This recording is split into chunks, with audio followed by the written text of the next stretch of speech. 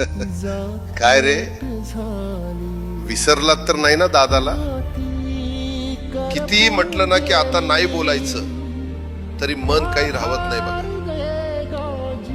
माझ्या तमाम बारामतीकरांनो, आज तुमच्याशी संवाद साधताना मन थोडं जड झालंय. खरं सांगू तर बारामतीमध्ये कधी पोटनिवडणूक लागेल असं तुम्हाला काय, मला सुद्धा कधी वाटलं नव्हतं. पण नियती पुढे कोणाचंच काही चालत नाही बघा. ज्या बारामतीत मी विकासाची गंगा आणली, रात्रंदिवस एक करून ज्या बारामतीचा कायापालट केला, आज त्याच बारामतीत ही पोटनिवडणूक आपल्या समोर उभी आहे. आज तुमच्या समोर सुनेत्रा उभी आहे. बारामतीचा विकास आणि आपला हा घरचा वारसा पुढे नेण्यासाठी ती मैदानात आहे. माझ्यावर जसं भरभरून प्रेम केलं, जो विश्वास माझ्यावर दाखवलात, तसंच प्रेम आणि आशीर्वाद सुनेत्राला सुद्धा द्या. तिने मला आजवर प्रत्येक संकटात साथ दिली आहे. आता तिला तुमच्या साथीची गरज आहे. बारामतीकरांनो, लक्षात ठेवा, ही निवडणूक फक्त एका जागेची नाही, तर बारामतीच्या अस्मितेची आणि इथल्या चालू राहिलेल्या विकासाची आहे.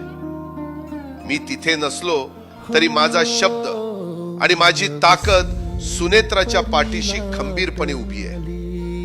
निकाल लागल्यावर तिला विजयी गुलाल लागलेला पाहणं हे माझ्यासाठी सर्वात मोठ्या आनंदाचं असेल.